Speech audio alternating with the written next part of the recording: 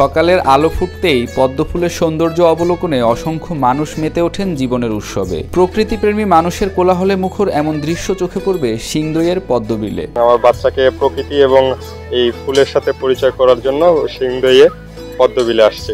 ভোরের নরম আলোয় বর্ষাস্নাত পদ্মফুলের সৌন্দর্য জলে প্রতিফলিত হয়ে যে রূপ ধারণ করে তা যে কোনো মানুষের মনে এনে দিতে পারে ঐশ্বরিক প্রশান্তি। প্রতিদিন অসংখ্য মানুষ ভিড় করেন পদ্মবিলের এই অপরূপ সৌন্দর্য দর্শনে। এখানে একটা পদ্মবিল হয়েছে, তো আমরা অনেকেই শুনি, তো আজকে ঘুরতে আসলাম। অনেক সুন্দর পরিবেশ, এরকম একটা প্রাকৃতিক পরিবেশ আসলে আমাদের এখানে নীলফামারীর মতো ছোট শহরে অনেক কমই দেখা যায়। নীলফামারী জেলা শহর থেকে ৬ কিলোমিটার দূরে ইটাখোলা ইউনিয়নের সিংদই গ্রামে দেখা মিলবে অপরূপ পদ্মবিলের।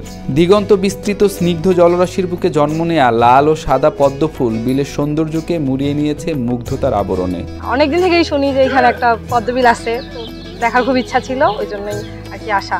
দর্শনার্থীদের ভ্রমণকে আনন্দময় করে তুলতে স্থানীয়দের উদ্যোগে বিলের নির্দিষ্ট স্থানে রয়েছে নৌকা। যে কেউ চাইলেই ঘণ্টা চুক্তিতে নৌকা ভাড়া নিয়ে ঘুরতে পারেন বিলে। এতে করে খুব কাছ থেকেই অবলোকন করা যায় পদ্মফুলের সৌন্দর্য। পদ্মফুলের সৌন্দর্য, এত সুন্দর একটা বিল, এই সমারোহে আসলে আমরা নিজেদেরকে এখানে এই সৌন্দর্য উপভোগ করার জন্য এসেছি। তো আমার মনে হয় সবার উদ্দেশ্যে এটাই বলবো যে আপনারা সবাই আসেন, সিংদই বিল উপভোগ করেন। তবে পদ্মফুলের সৌন্দর্য নষ্ট হচ্ছে দর্শনার্থীদের কারণে। দল বেঁধে ঘুরতে এসে অনেকেই ফুল ছিঁড়ছেন, যার ফলে পদ্মবিলে ঘুরতে এসে ফুল না দেখে হতাশ হচ্ছেন কেউ কেউ। বিলটা আমি বিগত 2021 সালে এসেছিলাম, কিন্তু তখন যতখানি না সৌন্দর্য ছিল বিলটার, এখন ততটাই মলিন হয়ে গেছে, কারণ পদ্মফুলের সমারোহ ছিল অনেক বেশি, এখন সেটা নেই।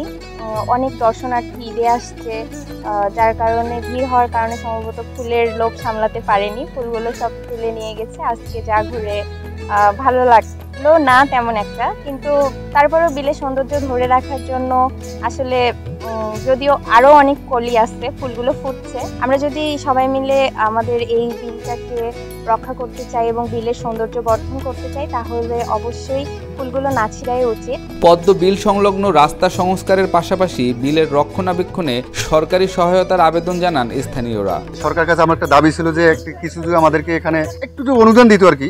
হ্যাঁ, তা অন্তত আমাদের যে কুচুরি ফেনাদি ভর্তি হয়ে থাকে, আবার পদ্মগুলোকে অনেক সময় নষ্ট হয়ে যায়। আমাকে একটা বিয়ে যাচ্ছি বলছিল ঢাকা থেকে, যেখানে কি যেন একটা কেমিক্যাল আছে, দিলে পদ্মটা অনেকদিন টেকসই থাকে।